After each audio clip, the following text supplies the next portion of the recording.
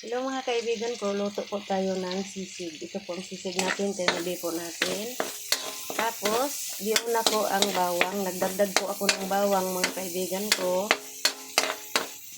Ayan, bawang. Ayan. Tapos, lutuin lang po natin yung sibuyas. Lakasan po natin yung apoy kasi sobrang hina. Ayan, sibuyas mga kaibigan ko. Ayan.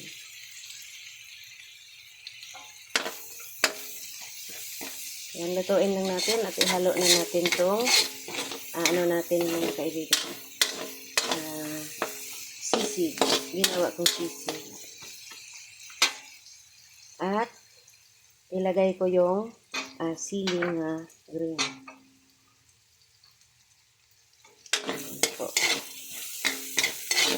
Palang pang Bicol Express. Ito yung sisig yan mga kaibigan ko. Tapos, maglagay po tayo ng kunting paminta. Hindi po natin uubusin yung piso. At, maglalagay po tayo ng oyster sauce. Ito po ang panimpla natin. Ubus po natin kaya maliit lang. Yan mga kaibigan ko. Yung mga kaibigan ko, sisig ni Ate Hyde.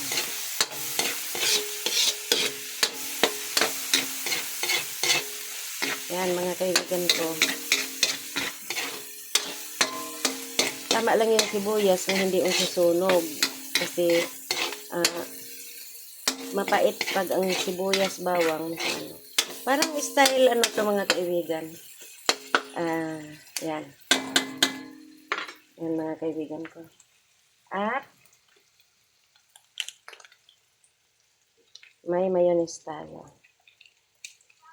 Yung kalahating mayonnaise at may mayonnaise pa tayo mga kaibigan ko para sa topping. Kasi ang mata natin mga kaibigan ko kailangan may topping bago tayo kakain, no? Ayan mga kaibigan ko. Ayan po ang ating Salamat mga kaibigan ko.